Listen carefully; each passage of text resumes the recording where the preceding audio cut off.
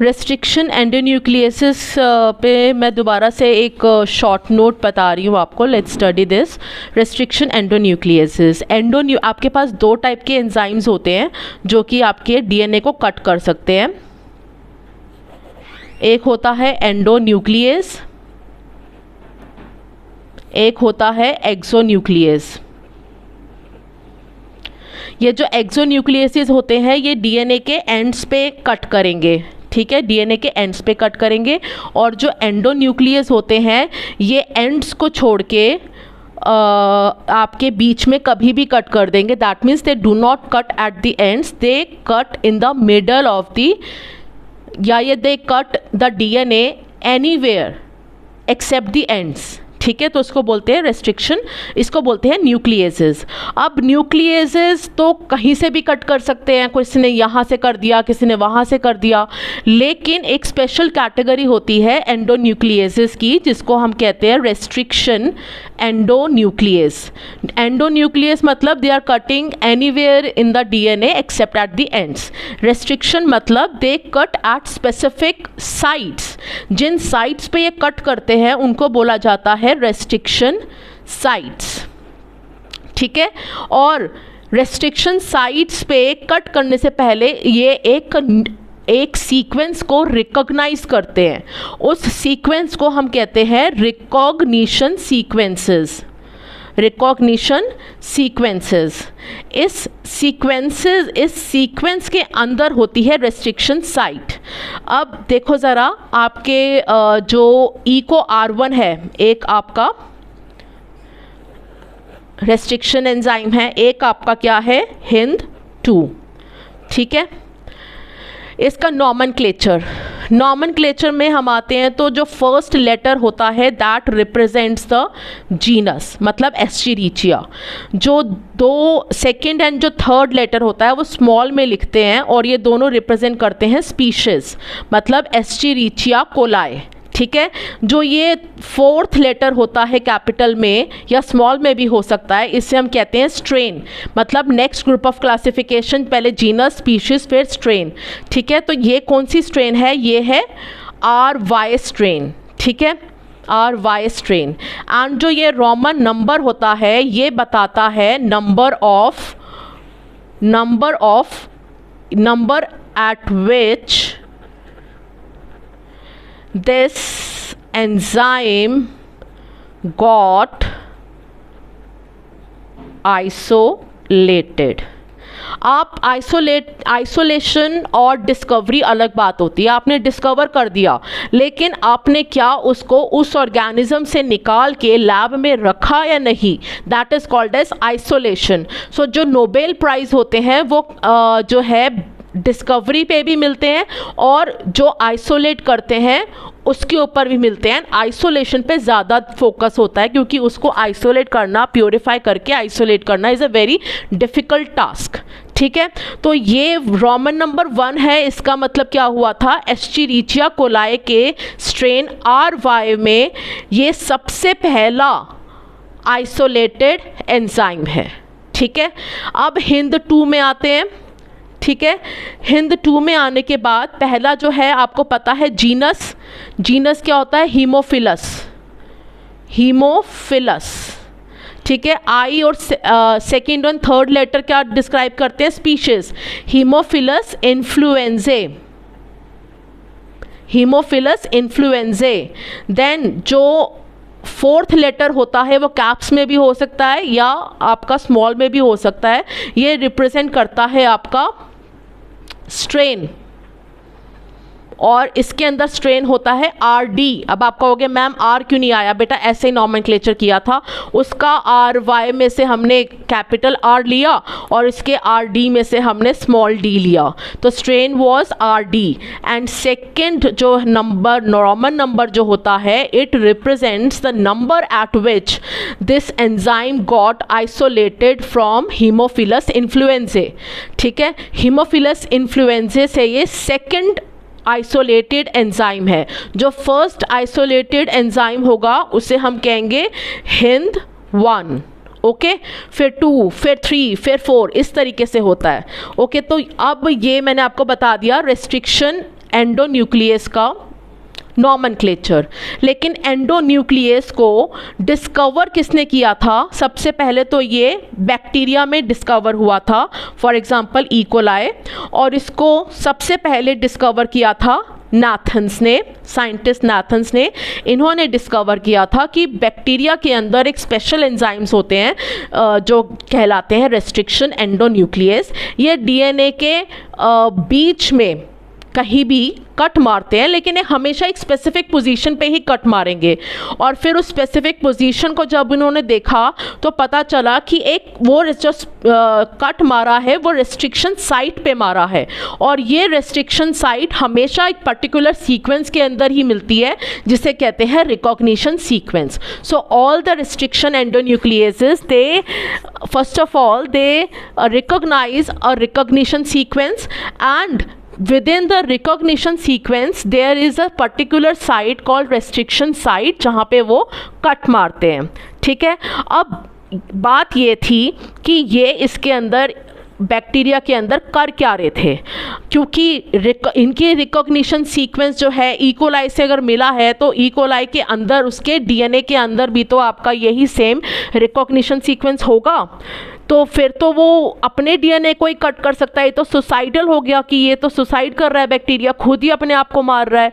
लेकिन नाथन्स ने ऑब्जर्व किया था कि E coli protects its own DNA from its own restriction endonucleases by, ये क्वेश्चन आता है, by methylating the restriction sites. अगर वो कट करने वाली साइट पे एक मिथाइल ग्रुप अटैच कर देगा तो it won't, this restriction endonucleus won't be able to identify that methylated restriction site, तो वो ई कोलाई के डीएनए को कट नहीं करेगा। तो जो बैक्टीरिया है वो अपने जीनोम को कैसे प्रोटेक्ट करता है एंडोन्यूक्लियसेस से? By methylating their restriction sites. ठीक है, देन उसके बाद थर्ड क्वेश्चन आया कि ये ज़रूरत ही क्या पड़ी रेस्ट्रिक्शन एंडोन्यूक्लियसेस की एक बैक्टीरिया को। सो क्या होता है, बैक्टीरिया का भी इन्फेक्शन होता है बाय सम वायरसेस। जो वायरस बैक्टीरिया को इन्फेक्ट करते हैं उनके अंदर जाके अपना जीनोम, इन्फेक्शन किससे होता है? हमेशा जीनोम से होता है। जो उसके अंदर जाके अपना जीनोम डालते हैं और इन्फेक्ट करते हैं बैक्टीरिया को, ऐसे बैक्टीरिया को बोला जाता है बैक्टीरियोफेजेस।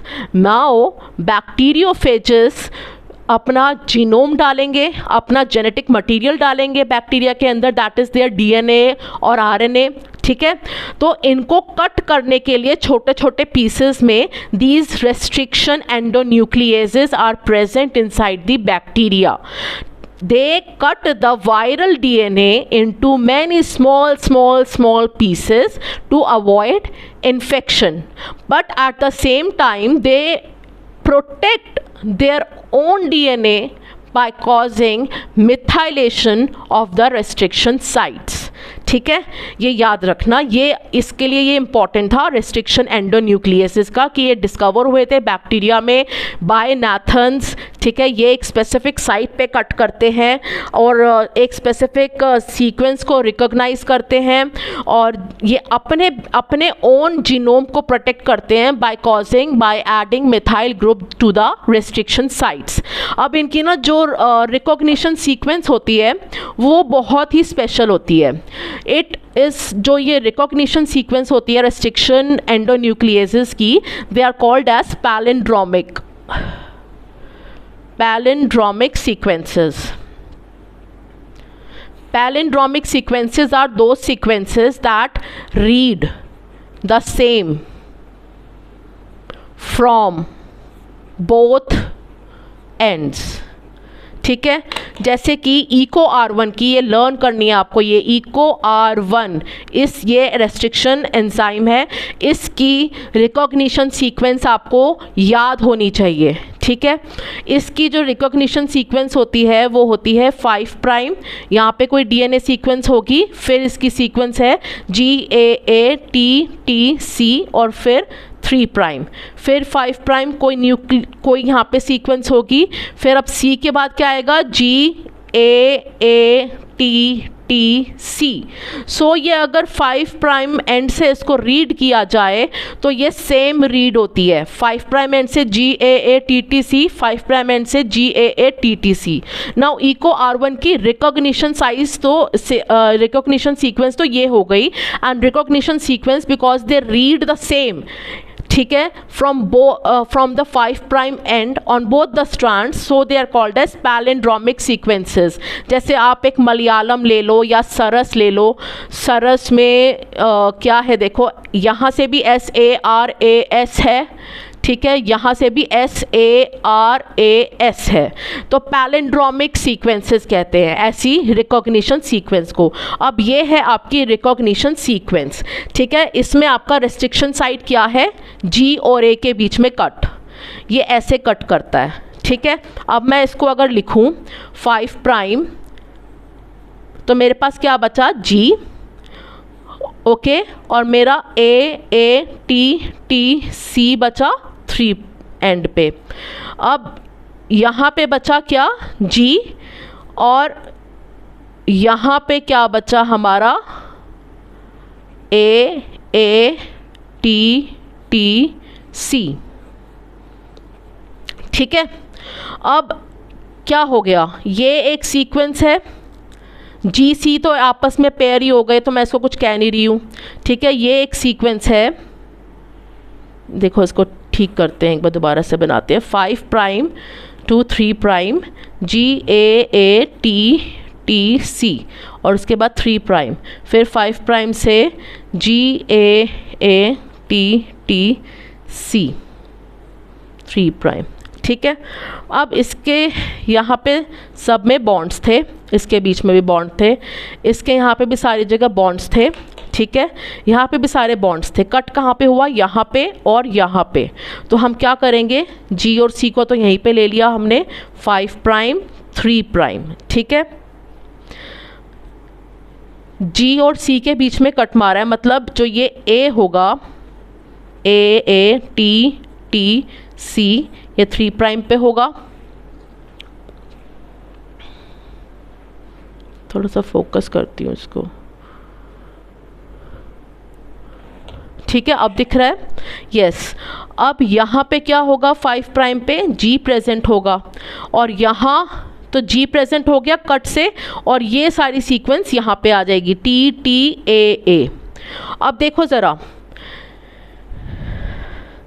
ये जो एंड्स बने हैं ना, ये वाले ends, these are called as overhangs,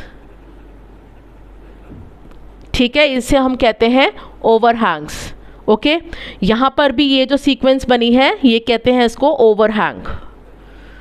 G और C का तो हो गया था, ठीक है, लेकिन ये AATT यहाँ पे बच गया।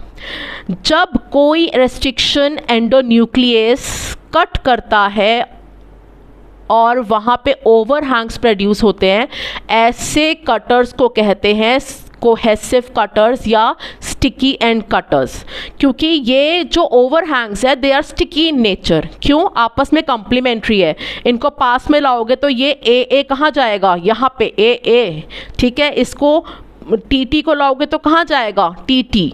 तो मतलब ये जो ओवरहैंग्स प्रोड्यूस होते हैं they are complementary to each other, आपस में कॉम्प्लीमेंट्री है, ठीक है। एक तो ये ओवरहैंग हो गए, मतलब सिंगल स्ट्रैंडेड सीक्वेंस। दूसरा, they are because they are complementary to each other, they can easily form reform bonds, ठीक है। तो ऐसे ओवरहैंग्स को कहते हैं sticky end cutters, sticky ends, they are these overhangs are sticky in nature. Why? Because they are complementary to each other. They can rejoin, ठीक है। और इन्हीं एंड्स को बोला जाता है कोहेसिव एंड्स, मतलब इनको बोला जाता है ओवरहैंग्स, मतलब सिंगल स्ट्रैंड सीक्वेंस, ठीक है, ओवरहैंग, और sticky ends because they are complementary to each other, और बोला जाता है इनको कोहेसिव एंड्स क्योंकि ये जुड़ सकते हैं, okay. So these are the overhangs. अब ये किसने प्रोड्यूस किया, जो ओवरहैंग्स प्रोड्यूस करता है उस रेस्ट्रिक्शन एंडोन्यूक्लियस को हम कहते हैं स्टिकी एंड कटर, ठीक है। और एक जैसे आपका होता है जो कि स्टिकी एंड्स प्रोड्यूस नहीं करता, जो कि सीधा ब्लंट कट प्रोड्यूस करता है, उसे कहते हैं हम ब्लंट एंड कटर्स। अब ब्लंट एंड कटर्स कैसे होते हैं? इको R1 तो सीधा एग्जांपल है स्टिकी एंड का, सीक्वेंस याद रखना, ठीक है। अब ब्लंट एंड कटर्स जैसे कि हिंद 2, ठीक है, सबसे पहले यही आपका डिस्कवर हुआ था, हिंद 2, ठीक है। अब इसकी सीक्वेंस भी आपको लर्न करनी है, GTCGAC, ठीक है, GTCGAC।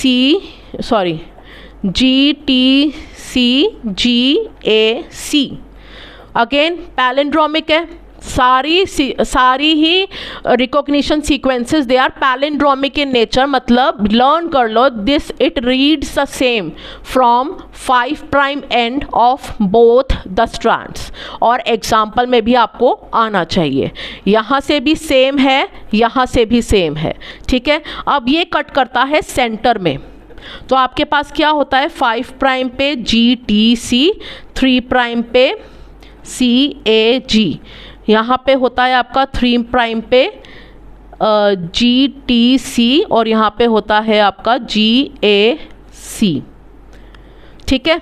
तो इसमें कोई ओवरहैंग्स प्रोड्यूस नहीं हुए, हिंद 2 ने कभी भी ओवरहैंग्स प्रोड्यूस नहीं किए, क्योंकि ये भी बॉन्ड्स हैं और ये भी बॉन्ड्स हैं, तो ओवरहैंग्स प्रोड्यूस ही नहीं किए। तो ऐसे एंजाइम्स को कहते हैं ब्लंट एंड कटर्स, और इन एंड्स को बोला जाता है blunt ends. Sticky end cutters they always produce a overhang, ठीक है, इन वन स्ट्रैंड। और ये जो ओवरहैंग्स होते हैं, these are single stranded sequence, ठीक है, and they are sticky in nature because they are complementary in nature, so they will easily rejoin. अब अगर मुझे इसको ब्लंट एंड जो सीक्वेंसेस हैं इनको जोड़ने के लिए मुझे लाइगेज की ज़रूरत है, और लाइगेज प्रॉपरली ही उसके बिना हम जोड़ नहीं सकते। लेकिन अगर मैं इन दोनों को थोड़ा सा, दोनों सीक्वेंसेस को एक ही ट्यूब में रख दूं, ठीक है, और एक ऑप्टिमम टेम्परेचर जिस पे हाइड्रोजन बॉन्ड्स बनते हैं वो दे दूं, तो ये अपने आप विदाउट लाइगेज भी ये जुड़ जाएंगे, क्योंकि ऑलरेडी ये स्टिकी एंड्स हैं। तो अगर जो ये ब्लंट एंड कटर्स होते हैं, ये generally recombinant DNA technology which we are studying, RD technology, RDT, ये इसमें ब्लंट एंड कटर्स से ज़्यादा इंपॉर्टेंट रोल होता है स्टिकी एंड कटर्स का, because they can easily join, because they produce sticky ends, okay, because of complementary property they can easily join. मैंने आपको बताया कि डिस्कवर किए थे रेस्ट्रिक्शन एंडोन्यूक्लियसेस नाथन्स ने, ठीक है। ये जो एंडोन्यूक्लियसेस हैं they cut the DNA at specific sites, ठीक है। Now the DNA protects its own genome by methylating the restriction sites. These endonucleases, they recognize a sequence called as recognition sequence, which is usually palindromic, ठीक है, and they cut at a specific site called as the restriction site. Now if the bacteria methylates the restriction site, then the restriction endonuclease won't be able to recognize the recognition sequence. This is how the bacteria protects its own genome, ठीक है, but it is required, these restriction endonucleases are required to cut the viral DNA which enters inside the host, ठीक है। Viral DNA को cut करने के लिए इन्होंने रखा हुआ है, जिससे कि ये बैक्टीरियोफेज से इन्फेक्टेड ना हो, ओके। जेनेटिक मटेरियल आपका इन्फेक्शियस होता है, एंड दैट इज़ DNA और RNA। RNA सिर्फ आपको वायरसेस में मिलेगा, और बाकी सारे ऑर्गेनिजम्स पे, अर्थ पे DNA is the genetic material. Now Hind 2 हो गया आपका, और मैंने आपको नॉमेनक्लेचर भी बता दिया। अब मैंने आपसे एक बात करी थी कि हमने फॉरेन जीन को आइसोलेट करना है, तो मैंने जो है ना इंसुलिन को आइसोलेट किया है, ठीक है। इंसुलिन के ऐसा मेरा प्रेजेंट था DNA कि इंसुलिन के, ये इंसुलिन है, ये इंसुलिन जीन है, ठीक है, ये इंसुलिन का प्रमोटर है, ठीक है। यहाँ पे एक सीक्वेंस थी GAATTC, GAATTC, यहाँ पे भी एक थी GAATTC और यहाँ पे GAATTC।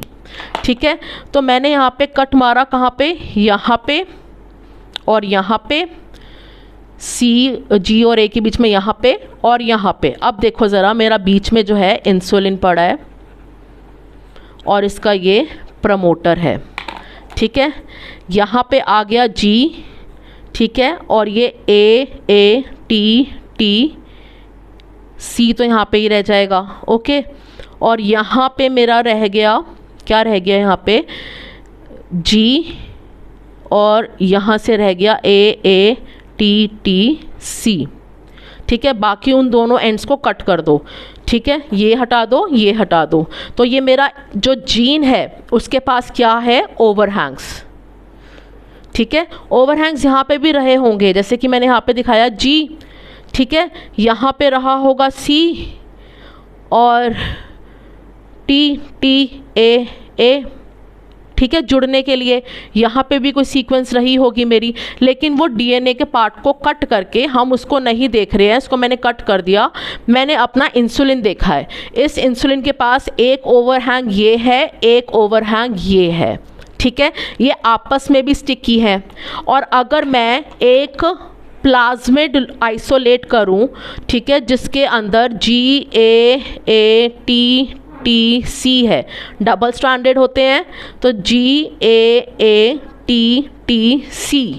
ठीक है, तो अब इसको मैं यहाँ से कट करूँगी, यहाँ से कट करूँगी, तो मेरे पास क्या आ जाएगा, एक ये G आ गया, ठीक है, बाहर, और ये हो गया CTCTAA। ठीक है, ऐसे फिर अंदर मेरे पास आ गया CTTAA और यहाँ पे आ गया मेरा G। ठीक है, तो अब क्या हुआ, इसकी शेप अगर हम देखें तो मेरे पास जो ह्यूमन इंसुलिन थी वो आई ऐसे, ये ओवरहैंग्स हैं उसके। ठीक है, और जो मेरा प्लाज्मिड आया वो था ऐसे, यहाँ पे ओवरहैंग। ठीक है, एक सेंट पे एक उस पे ओवरहैंग हो गया और उसके बाद एक नीचे ओवरहैंग। ठीक है, तो ये ओवरहैंग जो ये वाला है ये इसके कम्प्लीमेंट्री है, जो ये वाला है वो इसके कम्प्लीमेंट्री है। तो अब जब मैं इसको जोड़ूंगी तो मेरा जो है, जो जीन है बेसिकली वो यहाँ पे इंसर्ट हो जाएगी, क्योंकि उसके पास भी कम्प्लीमेंट्री एंड्स हैं। ठीक है, बात ये होती है कि प्लाज्मिड ले लिया और जीन ले ली, लेकिन इन दोनों को सेम रेस्ट्रिक्शन एंडोन्यूक्लियस से कट करना चाहिए, जिससे इसके पास भी वही कट सीक्वेंस हो और इसके पास भी वही ओवरहैंग्स हो, और ये जब पास में लाए जाए तो ये आपस में स्टिक कर जाए। ठीक है, अभी मैं वीडियो दिखाती हूँ, आपको समझ में आ जाएगा। तो always remember, cut the plasmid and the foreign gene with the same restriction enzyme so that the sticky ends produced on the foreign gene and on the plasmid they are complementary to each other। ठीक है, ये plasmid आपस में दोबारा मिलके circular बना सकता है, ये उसको यहाँ पे उठा के ले आऊँ तो ये जीन मेरी ऐसे बन जाएगी, लेकिन ये इस तरीके से भी बन सकता है। तो हमारे पास अगर मैं एक इंक्यूबेशन ट्यूब लूँ, ठीक है, this is a incubation tube, इतनी बड़ी होती नहीं है, इतनी चौड़ी होती नहीं है, बट आपको समझाने के लिए बता रही हूँ। तो अगर मैंने उसके अंदर प्लाज्मिड डाल दिया और मैंने उसके अंदर जो है अपनी जीन है, ऑलरेडी मेरी कट है, वो भी स्टैगर्ड एंड से।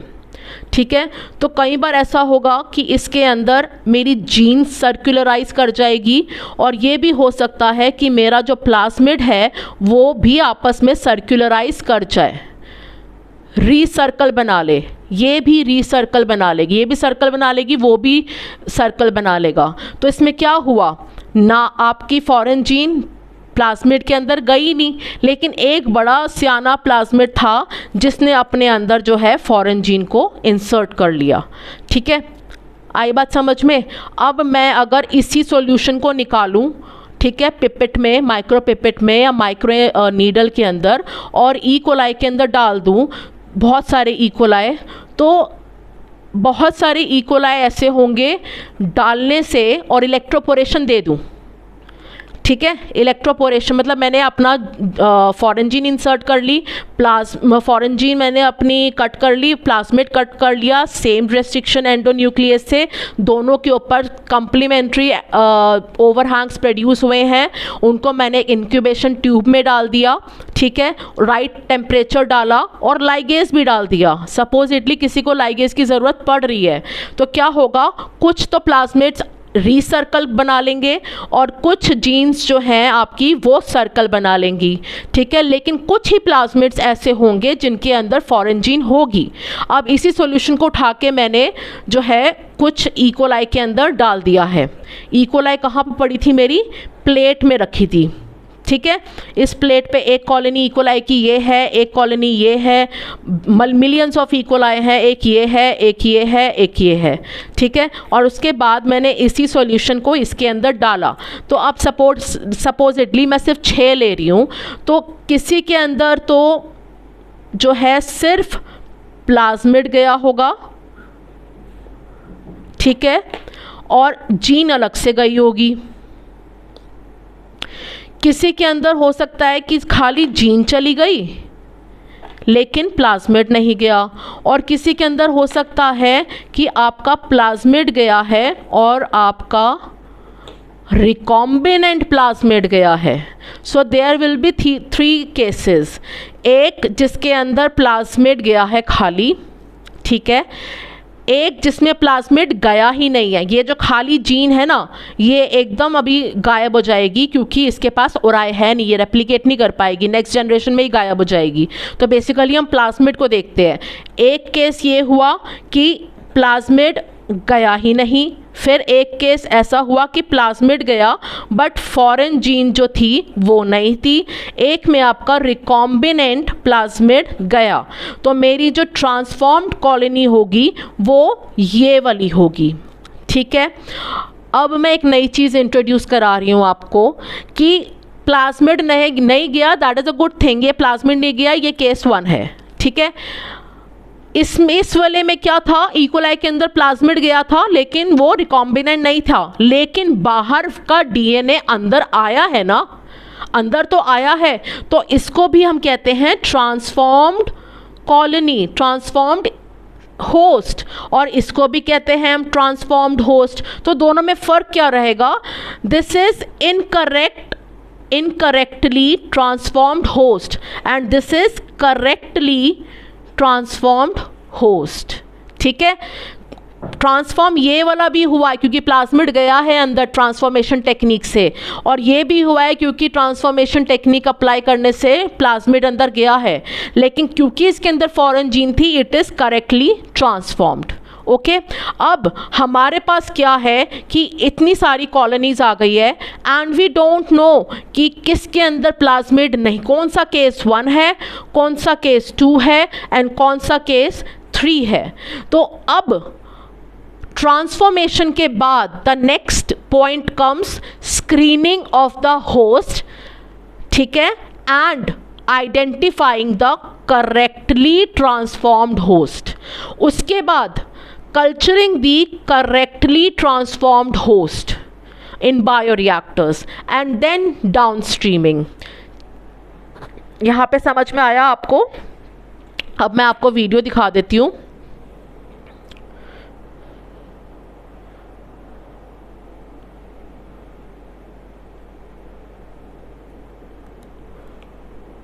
हाँ एक बार और भी सुन लो, जो आपका ये था जो रेस्ट्रिक्शन एंडोन्यूक्लियस थे, ठीक है, ये restriction endonuclease type 1, type 2 and type 3 होते हैं। उसमें से जो टाइप 2 होता है वो हमेशा स्पेसिफिक साइट पे कट करता है। तो हम कौन से टाइप के रेस्ट्रिक्शन एंडोन्यूक्लियस लेते हैं, टाइप 2 के, उसके नाम के अंदर चाहे बेशक 3-4, 322, 102 कुछ भी हो, लेकिन वो रेस्ट्रिक्शन एंजाइम हम टाइप 2 के लेंगे जो स्पेसिफिक साइट पे कट करते हैं। ये टाइप 1 भी बहुत नॉन स्पेसिफिक साइट पे कट करता है और ये भी कुछ लगभग नॉन स्पेसिफिक का टाइप पे कट करता है साइट पे ये, लेकिन जो टाइप 2 होते हैं रेस्ट्रिक्शन एंडोन्यूक्लियसेस वो हमेशा करेक्ट रेस्ट्रिक्शन साइट पे, स्पेसिफिक साइट पे कट करते हैं। दूसरा रेस्ट्रिक्शन एंडोन्यूक्लियसेस सबसे पहले जो डिस्कवर किया था नाथन्स ने किया था, ठीक है, और नाथन्स से सबसे पहले डिस्कवर किया हुआ जो रेस्ट्रिक्शन एंडोन्यूक्लियस था वो था हिंद 2, लेकिन आइसोलेशन पे ये सेकेंड टाइम पे आइसोलेट हुआ था, लेकिन डिस्कवर सबसे पहले ये हुआ था। उसके बाद जो है ये बैक्टीरिया से मिलते हैं हमको, बैक्टीरिया इसको अपने bacteria uses these restriction endonucleases to protect its own genome from viral genome, ठीक है, ये इनकमिंग वायरल डीएनए को छोटे छोटे पीसेस में कट कर देता है, but it protects its own DNA by methylation. और मिथाइलेशन किसकी होती है? रेस्ट्रिक्शन साइट की। जैसे मैंने बोला जी और ए, तो जी पे भी एक मिथाइल ग्रुप लगा दो और जो जी और ए जो है आपका GAATTC, GAATTC, तो इस पे और इस पे, इस पे और इस पे मिथाइल ग्रुप अटैच करोगे तो आपको रेस्ट्रिक्शन साइट जो है वो आपकी मिलेगी नहीं, मिथाइलेशन से प्रोटेक्ट हो जाएगा आपका डीएनए, ठीक है। और कुछ इसके अंदर बताना था, नॉमनक्लेचर था, मैंने नॉमनक्लेचर बता दिया। दो टाइप के आपके रेस्ट्रिक्शन एंडोन्यूक्लियस होते हैं, एक होते हैं ब्लंट एंड कटर्स, एक होते हैं sticky end cutters. Sticky end जो कटर्स होते हैं they produce overhangs, and what are overhangs? Overhangs are single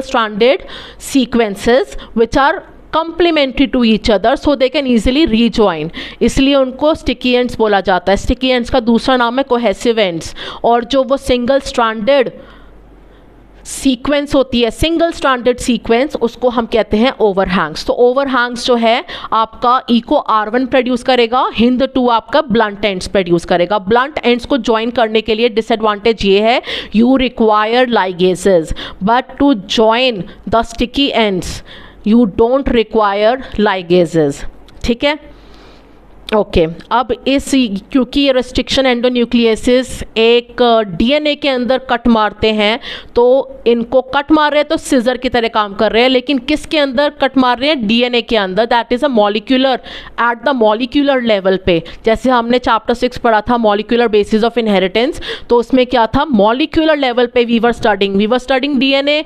RNA, tRNA, हम यही तो सब पढ़ रहे थे। और ये क्या होता है? मॉलिक्यूलर लेवल पे पढ़ रहे थे, तो इनको कहते हैं रेस्ट्रिक्शन एंडोन्यूक्लियसिस को मॉलिक्यूलर सीजर्स, ठीक है।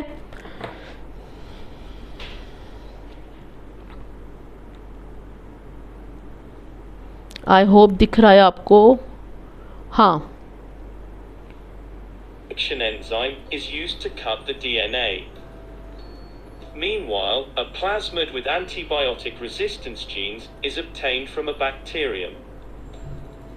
The plasmid is cut open using the same restriction enzyme. देखो ओवरहैंग्स प्रोड्यूस हुए हैं, DNA fragments and the open plasmids are mixed together. उसके भी ओवरहैंग्स हैं। Bind with the DNA fragments, and with the help of DNA ligase, they are joined together, forming recombinant plasmids. अब देखो या इसमें आपने देख लिया कि ओवरहैंग्स प्रोड्यूस हुए थे जीन के अंदर भी और ओवरहैंग्स प्रोड्यूस हुए थे प्लाज्मिड के अंदर भी।